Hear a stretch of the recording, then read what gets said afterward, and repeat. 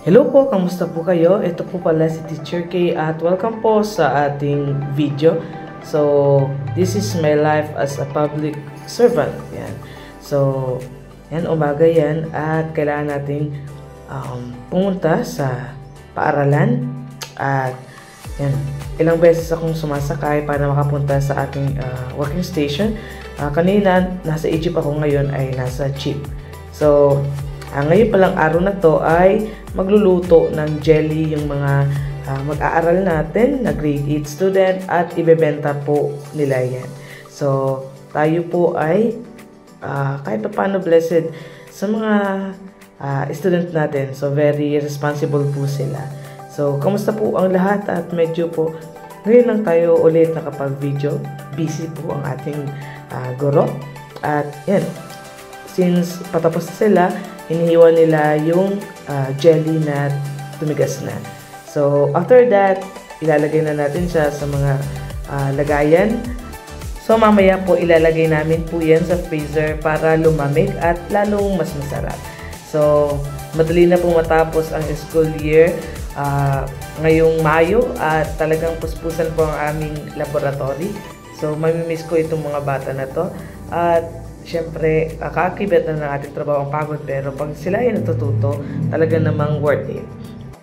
So, minsan po hindi po kami nagtuturo at lahat po, yan, in 1 week, mas madami yung laboratory. Pero kung hindi naman tayo nagtuturo, so meron tayo pa din na activity para sa mga bata. So, ang ginagawa ko, kinikilala ko sila para naman mas maging effective, efficient po sila pagdating sa ating lesson. So, hindi lang lahat ng gagawin natin ay pampatalas ng isipan nila, kundi pati yung emosyon, yan, makiter po natin yan. So, after ng lunch, nag-log-in na po kami. Nandala ko pa yung mga notebooks nila. So, kasama po natin isa sa mga masisipag nating katrabaho. At yan, sasabog na kami sa kulay namin na red. So, as of now, mainit na talaga dito sa Pinas.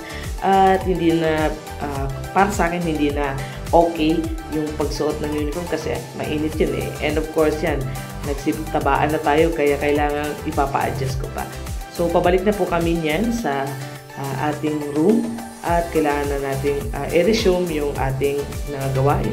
So, kadalasan kapag naglalakad ako sa ating school, yan, madami akong nakakasalubong ng mga bata.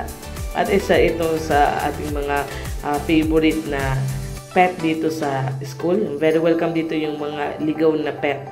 So, hindi namin yan pinapalis, kundi pinapakain namin. So, yan si Ginger at parang ayaw sa akin. Kasi ako ay may alaga ditong aso. So, eto yung way papunta doon sa aming office. At yan, nakaka-relax yung madaming puno. So, yan, tayo po ay medyo, yan, uminom po tayo ng more water. Kasi as of now, yan, mas madaling mauhaw yung mga tao kasi nga, mainit. So, dito ay tutulang kami nag-o-office. At yan, papayapa po dito. So, kahit nakakapagod, talagang yan, laban lang po tayo. So, isa ito sa mga trabaho natin, yung pag-check ng mga notebooks ng bata para pandagdag sa kanilang grades. So, syempre, kailangan natin bigyan ng grades yung mga bata kasi nakakapagod naman mag-take down notes. So, tinatapos ko na siya para naman next week hindi ko na yan checkan pa at mag-move na tayo sa iba naman na gawain. So, tambak yung mga gawain natin pero yan, laban lang. So, kung kayo po ay yung mga katanungan sa akin, yan, malayo po kayong magtanong pero depende kung alam ko yung sagot. So, usually gabi na ako nakaka-uwi at nandito na ako sa hometown namin sa Bakakay. So, lagi po tayo mag-ingat. Bye!